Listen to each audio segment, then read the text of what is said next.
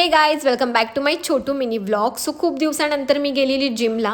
Actually इकडे जा तिकडे जा, परत अक्षताचं लग्न वगैरे होतं, त्यानंतर माझी थोडीशी तब्येत खराब झालेली, त्यामुळे माझा काही मुहूर्त लागत नव्हता. सो फायनली मी मुहूर्त लावला आणि जिमला गेली.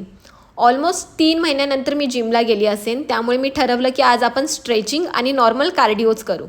बट खूप जणांना हा प्रश्न पण पडतो की मी खूप बारीक आहे आणि मी जिमला जाते तरी माझं वेट गेन वगैरे होत नाही. खूप जणांना प्रश्न पडलेला असतो. बट मी सर्व मुलींना सांगेन की प्रत्येकाची बॉडी वेगवेगळी असते, प्रत्येकाच्या बॉडीला वेगळं वेगळं हँडल करावं लागतं.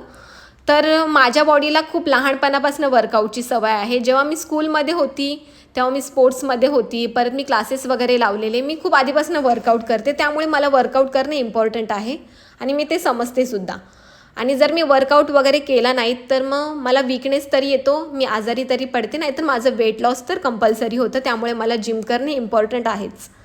सो मी दुसऱ्यांना पण सजेस्ट करेन की अर्धा तास किंवा 1 तास का होईना, बट तुम्ही थोडंसं वर्कआउट करा. की पोरींसाठी तर स्पेशली स्ट्रेंथ, स्टॅमिना, परत पर्सनल प्रॉब्लेम्स, पिरियड वगैरे यामध्ये आपल्याला खूप जास्त हेल्प होते. त्यामुळे थोडंसं काय होईना हेल्दी राहण्याचं ट्राय करा.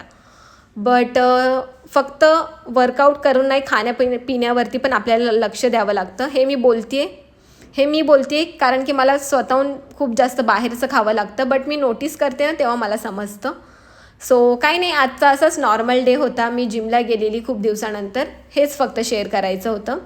So thank you so much for watching. आता आपण भेटू नेक्स्ट व्लॉगमध्ये. बाय.